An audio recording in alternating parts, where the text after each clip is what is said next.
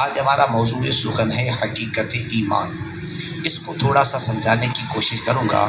قرآن مقدس کی اس آیت میں جو میسج اور پیغام دیا گیا اس کو ذرا ذہن میں رکھیے۔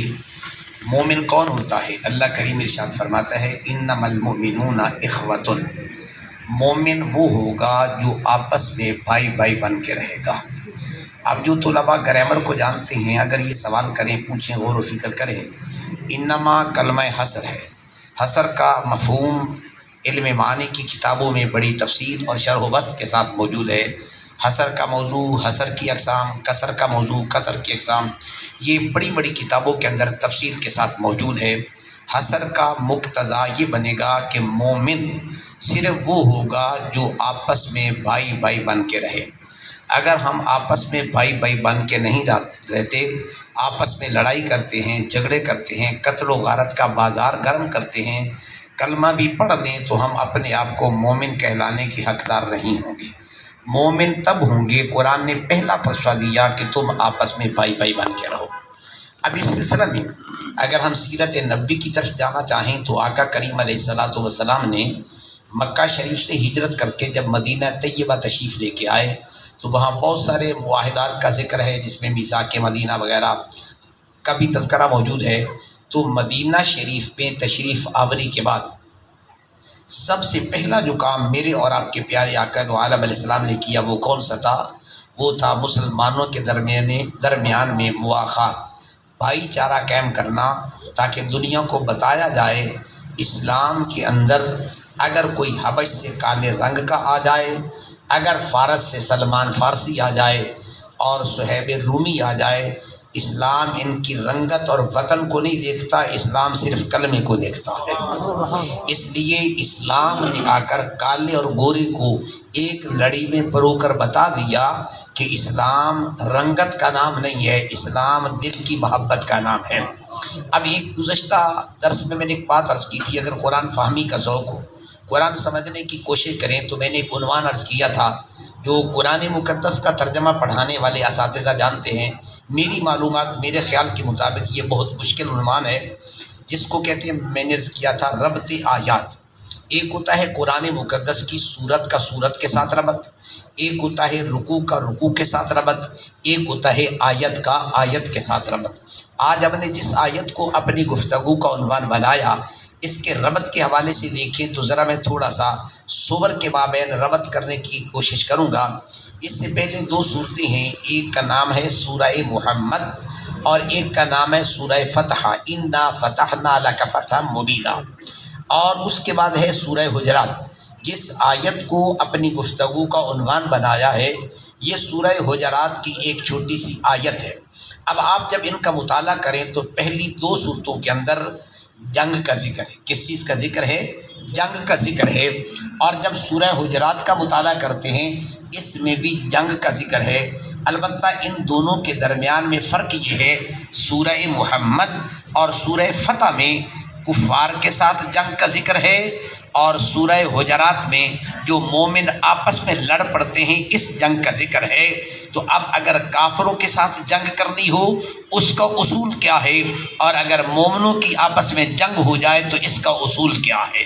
اس کو قرآن مقدس نے اس سے پہلی والی آیت میں یوں ارشاد فرمایا، وَإِن طَائِفَتَانِ مِنَ الْمُؤْمِنِينَ اقْتَتَلُوا فَأَصْلِحُوا بَيْنَ أَخَوَيْكُمْ وَاتَّقُوا اللَّهَ۔ رب کائنات ارشاد فرماتا ہے سورہ محمد میں اور سورہ فتح میں کفار کی جنگ کا تذکرہ تھا، ان کے ساتھ جنگ کیسے کرنی ہے، کیونکہ وہ کافر ہیں، کافر کے ساتھ لڑنے کا انداز اور ہوگا۔ اگر مومن آپس میں خدا نہ کریں لڑ پڑیں تو مومن لڑنے سے کافر نہیں ہو جاتے، مومن مومن رہتے ہیں۔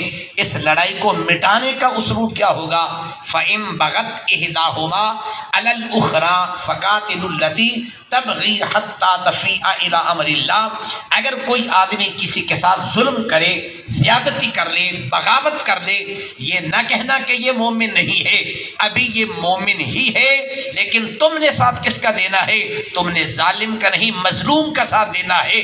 کب تک ساتھ دینا ہے حتی تفیء الی امر اللہ، جب تک وہ قرآن کے فیصلے کو نہ مانے اس وقت تک تم نے مظلوم کے برابر کھڑا ہونا ہے، تاکہ دنیا کو پتہ چلے اسلام ظالم کا نہیں بلکہ مظلوم کا ہمدرد بن کے آیا ہے۔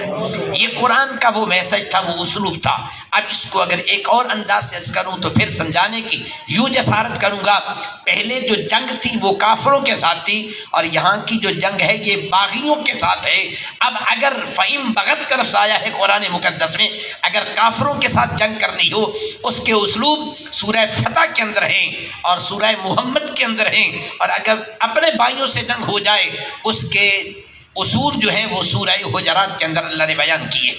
اب اس کے بعد ایک دوسرا پہلو، جہاں جنگ ہوتی ہے تو وہاں اس کا ایک نتیجہ لڑائی ضروری نہیں، اس کا نتیجہ سلو بھی ہوتا ہے یا نہیں ہوتا ہے۔ کافروں کے ساتھ بھی ضروری نہیں ہے کہ جنگ و قتال ہو، ضروری نہیں ہے، ان کے ساتھ بھی سلو کی جا سکتی ہے، مسلمانوں کے ساتھ بھی سلو کی جا سکتی ہے۔ اب اس اسلوب کو قرآن نے یوں بیان کیا، سورہ فتح کی پہلی آیت ہے، یہ کس کے متعلق اتری ہے؟ یہ صلح حدیبیہ کے متعلق اتری ہے۔ اب جو صلح حدیبیہ ہے اس کا پس منظر میں نہیں عرض کروں گا چونکہ وقت کے دامن میں گنجائش بھی نہیں ہے، وہ میرا عنوان بھی نہیں ہے، لیکن آپ نے علماء سے، اہل علم سے سماعت کیا ہوگا کہ جب آقا کریم علیہ السلام عمرہ کے لیے تشریف لے کے گئے تو کفار کے ساتھ صلح ہوئی، جس صلح کو صلح حدیبیہ کا نام دیا جاتا ہے، ایک وہ بھی صلح ہے۔ اور ادھر بھی قرآن نے کیا کہا؟ انما المؤمنون اخوۃ فاصلحوا بین اخویکم، بھائی جب کافروں سے صلح ہو سکتی ہے تو مومنوں کے ساتھ تم صلح کیوں نہیں کرتے؟ اب یہ عنوان ہے، ذرا اس کو ذہن میں رکھیے گا، کافروں کے ساتھ صلح ہو سکتی ہے، صلح کے اندر اصول ذہن میں رکھیے، ایک ہے جنگ، ایک ہے لڑائی، ایک ہے قتل و غارت کا بازار گرم کر دینا، ایک ہے صلح کرنا۔ فرمایا صلح کے اندر اگر نقصان بھی ہو جائے تو یہ جنگ سے بہتر ہے، جنگ سے اجتناب کیا جائے، صلح کی طرف توجہ کی جائے۔ میں مثال کے طور پر ایک بات سمجھانا چاہتا ہوں، صلح حدیبیہ کی تفصیلات آپ ذرا پڑھ کے دیکھیں، اس سے ایک اقتباس عرض کرنا چاہتا ہوں۔ آقا کریم علیہ الصلوۃ والسلام نے جب کفار سے صلح کی اس میں ایک شرط یہ رکھی گئی تھی، وہ شرط کیا تھی؟ کافر کہنے لگے اگر تمہارا کوئی بندہ ہمارے پاس آ جائے ہم واپس نہیں کریں گے، اگر ہمارا بندہ تمہارے پاس آ جائے تو تمہیں واپس کرنا پڑے گا۔ اب یہ بظاہر تو شرط جو ہے یہ خلاف عقل لگتی ہے، عقل نہیں مانتا، ہم برابری کی سطح پہ مذاکرات کرنا چاہتے ہیں، ہمارا بندہ جائے وہ واپس نہ کرے، ہم کیوں واپس کریں؟ لیکن قربان جائیے آمینہ کے لال کی فراست پر، میرے محبوب کریم علیہ السلام کے علم پر، فاروق اعظم جلالی سیابی سے عرض کرتے ہیں یا رسول اللہ علیہ السلام ہم ایسی صلح کیوں کر لیں کہ جس کے اندر ہمیں ندامت اور ہمیں عزیمت اٹھانی پڑے؟ میرے آقا نے فرمایا عمر تم نہیں جانتے، جو بات آمینہ کا لال جانتا ہے کوئی اور نہیں جانتا ہے۔ اب اس پہ پھر محدثین نے بڑی بڑی بحثیں کی ہے۔ ایک محدثین کا جملہ آپ کی نظر کرنا چاہتا ہوں، ذرا غور کیجئے۔ پیارے آقا کریم نے تو فرما دیا ان کا بندہ واپس چلا جائے، ہمارا واپس لائے، اس میں حکمت کیا تھی؟ تو محدثین فرماتے حکمت یہ تھی، فرمایا اگر ان کا بندہ یہاں آئے گا ہمارے پاس رہے گا تو جو نئے مسلم ہیں ان کا دماغ خراب کرے گا، ان کی سوچ بدلنے کی کوشش کرے گا، اس کو واپس بھیج دیجئے۔ ہمارا بندہ وہاں بھی رہے گا تو ان کے اندر رہ کے بھی پیغام مصطفیٰ ہی تو لے گا نا، کیا کرے گا؟ تو اس لیے میرے محبوب نے فرمایا تمہیں نہیں پتا ہے کہ صلح کے اندر میں نے جو شرط قبول کی ہے اس کے فوائد کیا ہیں۔ اب قرآن کہنا یہ چاہتا ہے اگر کافروں کے ساتھ لڑائی ہو جائے اس میں صلح کی گنجائش موجود ہے، اگر مومنوں کی لڑائی ہو جائے تو پھر صلح کیوں نہیں ہوتی ہے؟ آج ذرا ہم مسلمان اس بات پہ غور کر لیں، اپنے آپ کو اس نقطے پہ ذرا سوچنے کے لیے آمادہ کریں۔ امت مسلمہ اس وقت ذلت، پستی اور تنزل کا شکار ہے، اس کا واحد سبب ہماری آپس کی لڑائی ہے۔ انگریز بڑا چالاک ہے، بڑا دانا ہے، بڑا ذہین ہے، بڑا ذکی ہے، وہ مسلمانوں کو آپس میں لڑا کے اپنے مقاصد حاصل کرنا چاہتا ہے۔ قرآن نے کہا کلمہ پڑھنے والوں ذرا غور کرو، اسلام تو صلح کا مذہب تھا، یہ تو کافروں سے بھی صلح کرنے کے لیے تیار ہے، تم کلمہ پڑھ کے بھی آپس میں صلح نہیں کرتے؟ اگر آپ کا ذوق ہو تو میں قرآن کا ایک واقعہ آپ کی نظر کرنا چاہتا ہوں، میری آج کی گفتگو کا یہ محاصل ہوگا، اسے ذرا ذہن میں رکھیے گا۔ میرے اور آپ کے پیارے آقا دو عالم علیہ السلام نے ارشاد فرمایا اے مرداس، نام کے اندر اختلاف ہے، شارح جلال نے اس کا نام مرداس لکھا ہے، امام قرطبی نے اور بھی نام لکھے ہیں۔ میرے آقا کریم نے ان کو ایک لشکر دیا، فرمایا جاؤ فلاں قبیلے کے ساتھ تم نے جنگ کرنی ہے، تو اسلام کا طریقہ یہ تھا، پہلا پیغام ہوتا تھا اسلم تسلم، دوسرا جزیہ ادا کرو، تیسرا جنگ کا بنانا ہوتا تھا۔ حضرت زید بن حارثہ آپ جب صحابہ کو لے کے چلے گئے، آگے جو شخص کھڑا تھا اس کا نام تھا مرداس۔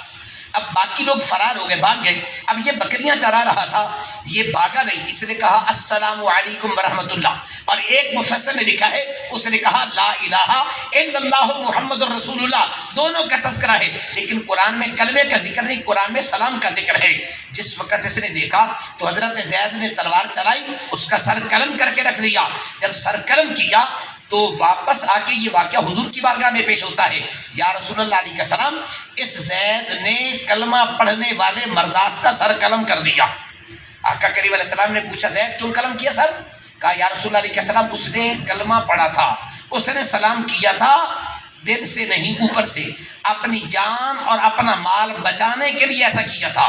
میرے اور آپ کے پیارے آقا نے کیا کہا؟ صحیح بخاری کے کلمات ہیں، میرے حضور فرماتے زید اچھا تو کہتا ہے اوپر سے اس نے سلام کیا تھا، اوپر سے کلمہ پڑھا تھا، اندر سے نہیں پڑھا تھا، حل شکت قلبہ، کیا تو نے اس کا دل چیر کے دیکھ لیا تھا کہ وہ اندر سے کہہ رہا ہے یا اوپر سے کہہ رہا ہے؟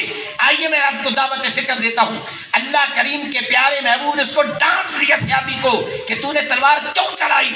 اللہ کریم نے پیارے محبوب کی تائید میں قرآن کی آیت اتاری، رب کائنات نے فرمایا وَلَا تَقُولُوا لِمَنْ أَلْقَى إِلَيْكُمُ السَّلَامَ لَسْتَ مُؤْمِنًا، فرمایا لوگوں جو تمہیں سلام کر دینا یہ نہ کہنا یہ کافر ہے۔ بس اس جملے پہ آپ نے تھوڑا سا غور کرنا ہے، جو تمہیں سلام کرے السلام علیکم کہہ دے، یہ نہ کہنا یہ مومن نہیں کافر ہے۔ اس لیے سلام کرنا تو اسلام کی علامت ہے۔ مفسرین نے لکھا، امام قرطبی نے لکھا، شارح جلالہ نے لکھا، جب زید کو موت آئی زمین میں دفن کیا گیا، زمین نے زید کی میت کو اٹھا کے باہر پھینک دیا، پھر دوبارہ دفن کیا گیا، پھر پھینک دیا، 3 مرتبہ زمین نے باہر پھینکا۔ میرے آقا کریم علیہ السلام کی بارگاہ میں غلام حاضر ہوتے ہیں، یا رسول اللہ علیہ السلام ہم زید کی میت کو زمین میں دفن کرتے ہیں، یہ قبول نہیں کرتی۔ میرے آقا کریم کی آنکھوں میں آنسو آ گئے، کہا مولا اگر کوئی ایک کلمہ پڑھنے والے کو ناجائز قتل کر دے تو اتنی سزا دیتا ہے؟ میرے محبوب نے دعا کی، فرمایا اب جاؤ، اب اسے زمین قبول کر لے گی۔ اب مجھے بتائیے قرآن مقدس میں کیا پیغام دینا چاہتا ہے؟ فرمایا دنیا والو، اسلام تو سلامتی کا مذہب تھا، اسلام تو امن کا مذہب تھا، ایمان امن سے نکلا ہے، اسلام سلامتی سے نکلا ہے، اور انسان انس سے نکلا ہے۔ اب ان کی لفظ اسلام کس سے نکلا ہے؟ سلامتی سے نکلا ہے، ایمان امن سے نکلا ہے، انسان انس سے نکلا ہے۔ ایمان کا معنی امن والا، امن لینے والا بھی، امن دینے والا بھی ہے، اور اسلام کا معنی سلامتی والا۔ بھائی مسلمان کی تعریف کیا ہے؟ میں تعریف کروں غلط ہو سکتی ہے، کوئی دانشور تعریف کرے، فلسفی کرے، غلط ہوگی۔ میرے حضور سے پوچھئے میرے حضور نے کیا کہا؟ فرمایا مسلمان کون ہوتا ہے؟ فرمایا المسلم من سلم المسلمون من لسانہ و یدہ، فرمایا مسلمان وہ ہوتا ہے جس کی زبان اور ہاتھ سے کسی کو تکلیف نہ پہنچے، سلامت رہ جائے۔ آج ہم ذرا کبھی اکیلے بیٹھ کر کسی سے پوچھنا نہیں ہے، اپنے ضمیر سے سوال کرنا، آج صبح سے لے کر شام تک کیا میری زبان سے کسی کو تکلیف تو نہیں پہنچی ہے؟ کیا میرے ہاتھ سے کسی کو ایذا تو نہیں پہنچی ہے؟ ہر روز شام کے ٹائم پر اگر ہم اپنا احتساب کر لیں، غور و فکر کریں، تو میں دیکھتا ہوں یہ معاشرہ امن کا معاشرہ بنتا ہے یا نہیں بنتا۔ اور پھر انسان کس کو کہتے ہیں؟ انسان کا مادہ ہی انس ہے، انس کا معنی پیار کرنے والا، انس کا معنی محبت کرنے والا۔ ہو انسان اور اس میں محبت نہ ہو پھر وہ انسان نہیں ہو سکتا ہے۔ انسان تب ہوگا جب اس کے اندر محبت بانٹنے کا جذبہ پیدا ہونا چاہیے۔ اس لیے قرآن